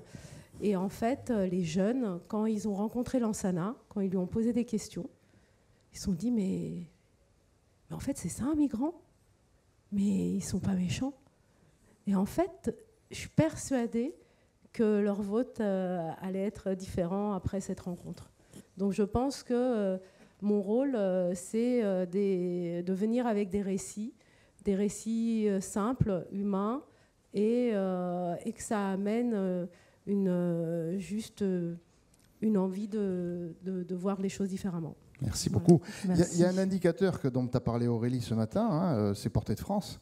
Un indicateur qui montre aussi que, comme le disait Benoît Hamon sur un certain nombre de dossiers, beaucoup de personnages, personnalités plus ou moins connus, politiques, artistiques, par exemple, ou journalistes, ont des origines étrangères et sont partie prenante de notre culture. Donc ça, c'est une exposition qui, quelque part, valorisait ça avant celle qui est en place actuellement. Naïma, je pense qu'on a un quart d'heure. On a un bon quart d'heure. On ne dépassera pas parce qu'on a vraiment envie de respecter le timing. Donc, question courte, réponse de notre panel aussi pertinente que pendant les débats. Le micro est à vous. Attention, là, c'est la gâchette. Il faut aller très vite. Y a-t-il un micro où je dois prêter le mien? Ou alors, faut avoir une alors voix, vous me coupez la chic, je vous prête mon micro. Monsieur, vous avez été le plus rapide en un quart de centième. Oui, parce que je voudrais revenir sur le fait qu'il y a des immigrations, des immigrants. Il y en a dans la grande bourgeoisie, il y en a dans la moyenne bourgeoisie, il y en a dans le prolétariat et il y en a dans le lumpen prolétariat. Et je pense, et ça revient à ce que disait M. Didier-Léchy tout à l'heure, c'est que la dénomination ou le critère, ou peu importe le côté social, est quelque chose de très important et de distribution là-dedans. Et on ne peut pas parler de l'immigration dans un sens large sans prendre en compte ces différentes choses, en particulier le critère social. Et ce dont on parle là, dans le 93, c'est le lumpen prolétariat, principalement. Oui, Madame Paul-Angevin, ancienne ministre également. Oui, je voulais dire simplement que je ne suis pas d'accord avec l'idée de dire que ce qu'on va faire aujourd'hui sur le recensement, c'est des statistiques ethniques. Alors, je m'étais élevée en 2007 contre la modification qui avait été proposée parce que ça aboutissait à faire entrer la discrimination uniquement sur les étrangers. Alors que la discrimination frappe aussi des gens qui sont français depuis plusieurs générations. Mais là, je ne comprends pas comment, si simplement je dis que ma mère est d'origine italienne ou que mon père est antillais, je ne vois pas en quoi ça donne une indication sur mon ethnie, ou même, voire même sur ma couleur de peau. Par conséquent, je ne comprends pas pourquoi on appelle ça des statistiques ethniques. Donc peut-être que vous m'expliquerez. Alors, qui voudrait répondre à cette question? Patrick. Mais en plus, tu dois répondre et brièvement, c'est ça le problème. Non, mais je vais répondre en 2 phrases. En fait, c'est pas vraiment une question. Il y a un débat actuel parce qu'il y a la question sur le pays de naissance des parents qui est dans le recensement, qui est posée ces jours-ci. Peut-être vous avez été recensé. Et il y a eu une réaction négative à cette introduction de questions qui permet de mieux comprendre la diversité de la société française en pensant que la CGT, la LDH, la FSU Solidaire et le MRAP ont considéré que c'était une question qui n'était pas bienvenue et qu'elle était dangereuse dans le contexte d'apparition du Rassemblement national. Voilà. Donc je pense que la question fait référence à ça. C'est pas quelque chose d'intrusif, on la pose dans d'autres enquêtes et pas simplement dans le recensement. Et une partie des chiffres que je vous ai donnés viennent de ces enquêtes dans lesquelles on connaît la situation des personnes dont les parents sont immigrés. Et c'est très bien parce que ça nous permet de mieux comprendre aussi les trajectoires, les obstacles que les personnes peuvent rencontrer. Et à mon sens, c'est assez positif. Voilà, donc il y a une divergence sur cette question, mais je pense que Georges-Paul Langevin ne voulait pas critiquer la question, mais s'interroger sur la signification de la question. Voilà, donc la raison, c'est pas spécialement une assignation ethnique, c'est quelque chose qui a à voir avec l'origine des parents. Allez-y. Monsieur au milieu et monsieur au fond, juste après. Et c'est moi qui ai le micro. Il a disparu mon micro? Non, le micro est bien là. Ah, pardon. Il y avait déjà quelqu'un alors. Oui, merci. Oui, allez-y.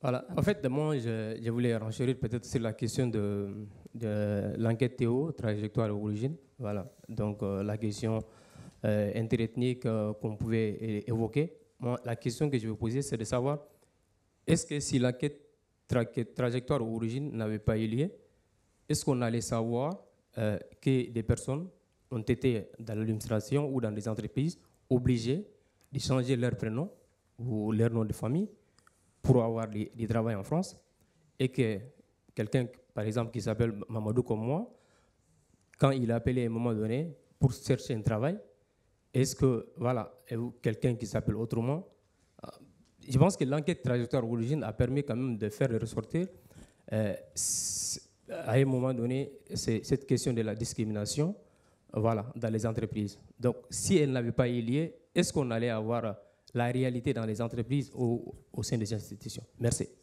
Peut-être il faut tout de suite dire de quoi s'agit-il, hein? Non, il n'y a plus de question. On va noter votre question. Tu diras après ce que c'est. Juste après, mesdames, Monsieur ici.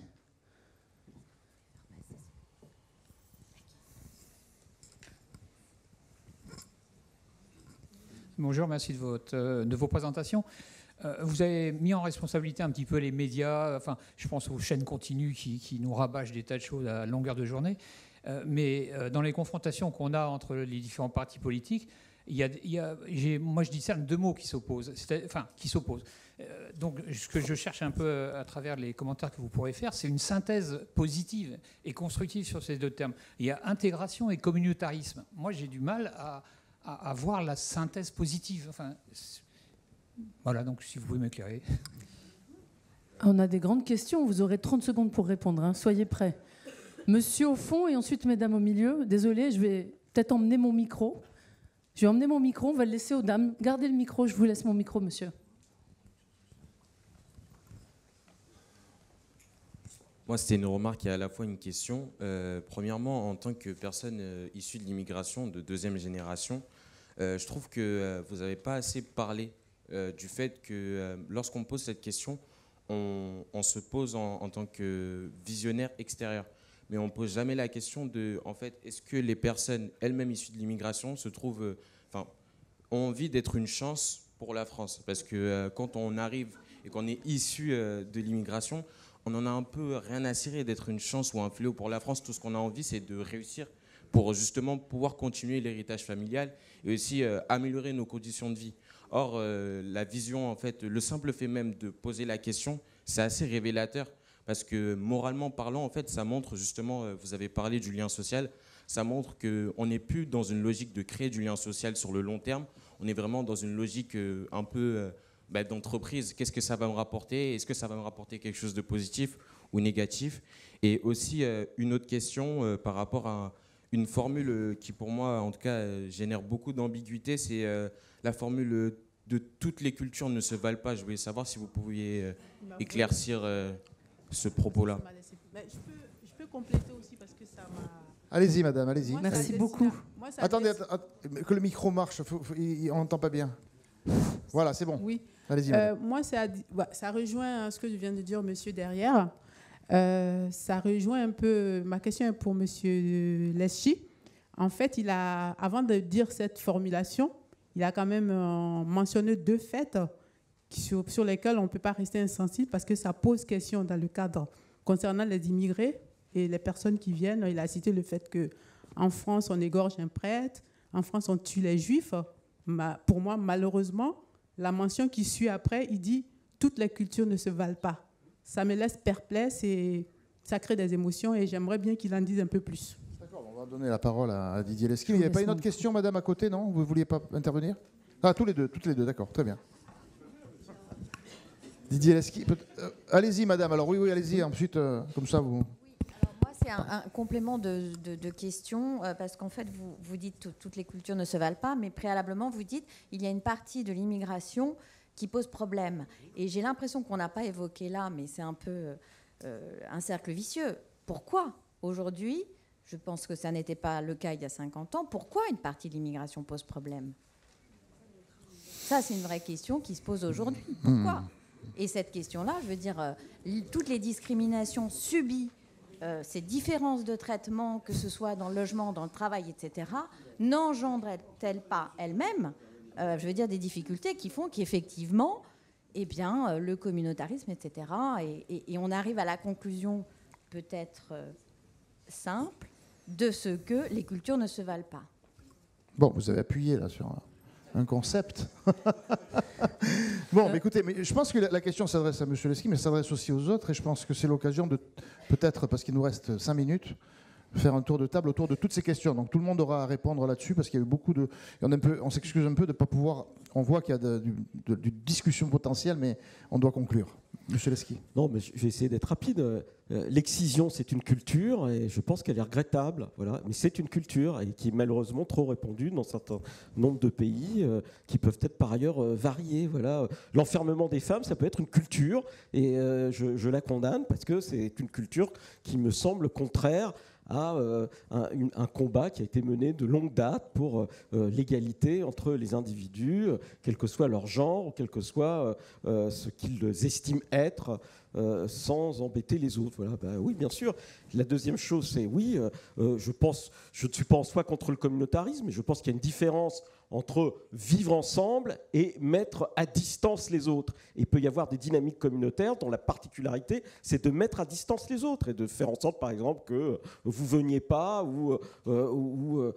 et vous soyez dans un entre-soi. Voilà. Je pense que le 13e arrondissement est un arrondissement qui est extrêmement communautaire, voilà, mais qui n'est pas dans une dynamique ou qui n'apparaît pas comme ça de mise à distance des autres. Il y a des échanges. J'ai été préfet en Seine-Saint-Denis, je peux vous dire qu'il peut y avoir des espaces communautaires dont la caractéristique est de mettre à distance les autres, et en particulier les femmes, avec des espaces publics qui peuvent être dominés par des hommes et où les femmes sont victimes. Voilà, c'est ça. Et en ce qui concerne la situation de notre pays par rapport à un certain nombre de phénomènes qu'on retrouve aujourd'hui malheureusement dans d'autres pays. Nous sommes un pays qui ne peut pas se regarder en disant il ne se passe rien. Oui, il se passe des choses et on peut constater que malgré les drames que nous avons vécus, globalement le pays se tient bien. Voilà, et c'est important parce qu'il y a des efforts collectifs qui sont faits, tant de la part de la majorité de l'immigration que de grandes institutions. On peut penser à l'Église, aux partis politiques, etc. Et donc, c'est important de le noter. Mais c'est important de dire aussi que malheureusement, on est le pays où on a tué des Juifs de manière systématique, enfin, pas systématique, mais à espace régulier, et que ça peut être un traumatisme très profond dans un pays qui a été porteur de l'émancipation des Juifs dans l'ensemble de l'Europe. On a aussi tué des Arabes. Enfin, on a tué beaucoup de monde. C'est vrai. Non, mais je plaisante. C'est une plaisanterie. Vous ne pouvez pas dire les choses comme ça. C'est pas vrai. Vous ne pouvez pas résumer. Les ratonnades des années 70, monsieur Leski. Mais bien sûr, je connais parfaitement les ratonnades à Marseille dans les années 70. Ce qu'on peut dire, c'est que de ce point de vue-là, heureusement, la situation s'est apaisée, n'est pas comparable. On avait encore des crimes racistes de ce type-là au début des années 80. Mais attaquer des enfants, les flinguer à la sortie d'une école, parce qu'ils sont juifs, je veux dire, voilà, c'est un traumatisme. Et c'est maintenant régulier. Voilà. Et donc, de ce point de vue-là, il y a quelque chose qui est important à comprendre, parce que ce qui est en jeu, c'est notre cohésion sociale globale. Voilà. Ça n'exonère pas le fait qu'il y a du racisme, que d'autres populations peuvent être victimes du racisme, etc. Mais il y a là un croisement de la violence et de l'idéologie. Et cette idéologie, ça peut être issu d'une culture. Et en ce sens-là, toutes les cultures ne sont pas comparables. Et certaines cultures religieuses sont à combattre fermement. Bien. Monsieur Leski, Catherine ? Alors, je vous rappelle qu'il faut que vous donniez tout dans les dernières minutes parce que ce sera vos dernières interventions. Donc, on va aller comme ça jusqu'à Géraldine. Très rapide à la question de madame qui est juste en face de moi en disant aujourd'hui, semble-t-il, il y a plus de problèmes, si j'ose dire, etc., que dans le passé. Non, on l'a complètement oublié. Même le terrorisme, aujourd'hui, on parle du terrorisme, c'est un problème, effectivement, qui n'est pas d'ailleurs le fait uniquement de gens qui sont immigrés, issus de l'immigration, etc., etc. Mais le terrorisme, il a toujours existé à la fin du 19e siècle. Il ne faut pas oublier que les Italiens étaient souvent considérés comme des terroristes, on appelait ça des anarchistes, etc., qui avaient tué un président de la République quand même en France, qu'un autre avait tué l'héritier de l'Empire austro-hongrois, l'impératrice Sissi, et beaucoup d'autres faits divers dont on ne parle pas. On a eu un autre président de la République, Doumergue, qui a été assassiné par un immigré russe qui reprochait à la France de ne pas avoir aidé le tsar au moment de la révolution russe, etc. Donc ça a toujours existé. On oublie aussi, à Marseille, pour parler de choses plus récentes, en 1973, l'assassinat d'un tramino à Marseille par un détraqué, sans doute algérien, qui a conduit l'Algérie à suspendre l'immigration de travail. Donc en fait, ça a toujours existé. On a l'impression qu'aujourd'hui, il y a plus de phénomènes, mais ça a toujours existé. Même on reprochait aux Espagnols républicains d'être des anarchos en puissance, etc. Donc ça a toujours existé. C'est pas nouveau. Et sur la question de monsieur, sur le fait de ne pas vouloir ni être une chance, une opportunité, ni un fléau, ni rien du tout, laissez-nous tranquilles, cette dimension utilitariste qu'on impose sur le phénomène de l'immigration et ceux qui en sont issus, Effectivement, que répondre à monsieur sur cette dimension utilitariste que sous-tend la question de cet après-midi? Mais il a parfaitement raison, et peut-être que, d'une certaine manière, cette vision utilitariste a été amplifiée parce que parfois l'enfer n'est pas fait de bonnes intentions, mais de dire l'immigration est une chance ou pas une chance, quand on introduit ce type de débat, on rentre dans des visions utilitaristes et qui sont dommageables au bout du compte.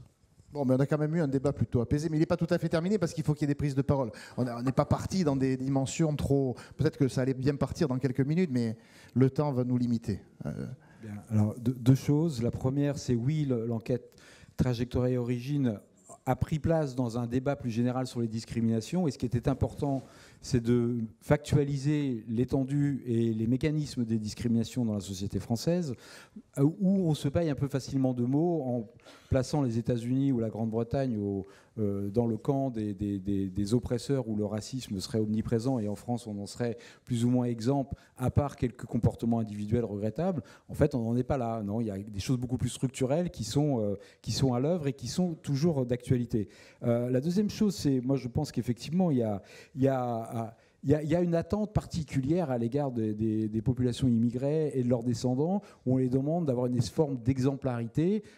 Didier Lesky, tu parles des marges de l'immigration. On peut parler, les marges de la société en général sont toujours un peu condamnées, et elles ne sont pas très spécifiquement spéciales à l'immigration. Elles comportent beaucoup de personnes qui sont issues de l'immigration, mais pas que.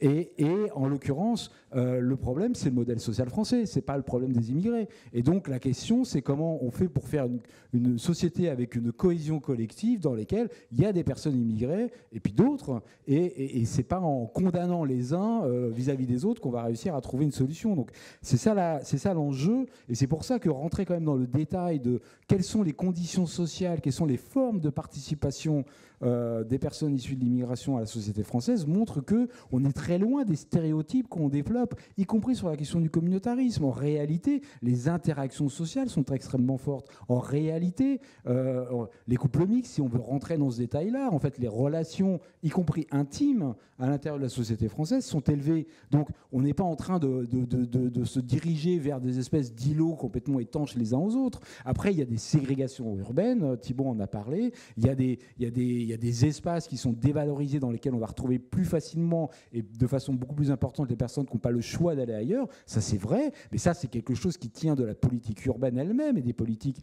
d'attribution. Ça ne tient pas aux personnes elles-mêmes qui se sont retrouvées là. Donc, on ne va pas leur reprocher de se retrouver consignées dans des espaces parce que d'autres n'ont pas voulu y aller. Après, ce qui s'y passe, tu as dit, Thibault, qu'il y avait des formes d'inventivité, il y avait la création de culture urbaine. Aujourd'hui, on parle tous du hip-hop, du rap, comme si c'était quelque chose qui était précieux. Elles viennent de là.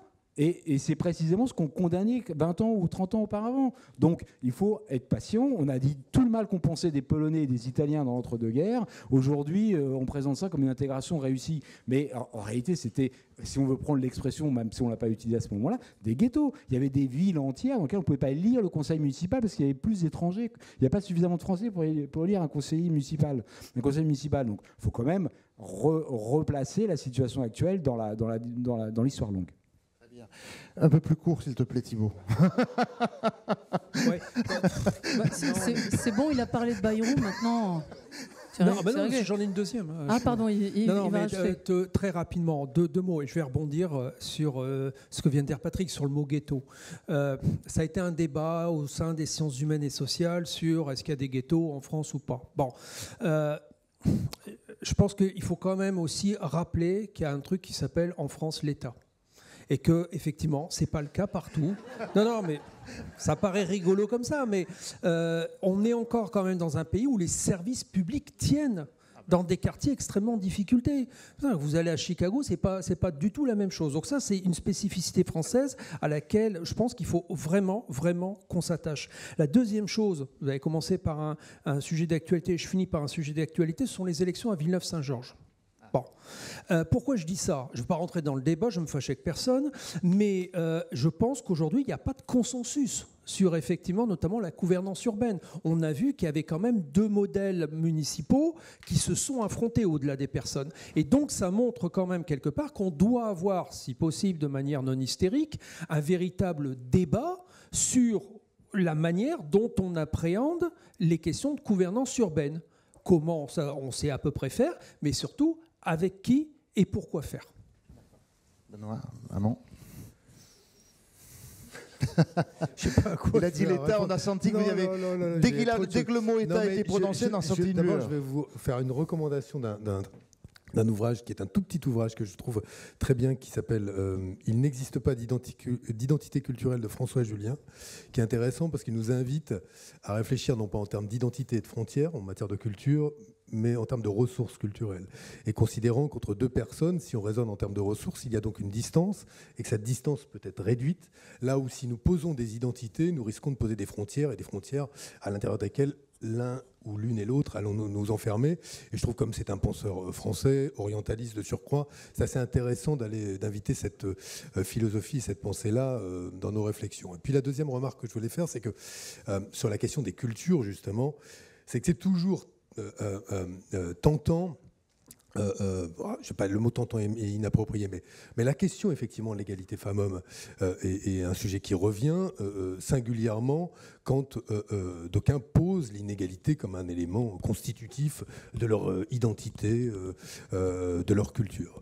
Bon, et évidemment, dans un pays comme le nôtre, qui a fait de l'égalité femmes-hommes, en tout cas formelle depuis 1945, puisqu'on a quand même bien coexisté avec l'idée que c'était en théorie, on était égaux, mais qu'il n'y avait quand même qu'une moitié de la France qui avait le droit de voter avant. Mais bon, on a posé ce principe-là et on y est attaché, et on doit raisonner en termes de nouvel âge de l'égalité. Mais, il y a un mais, et c'est pour ça que je nous invite, nous, à être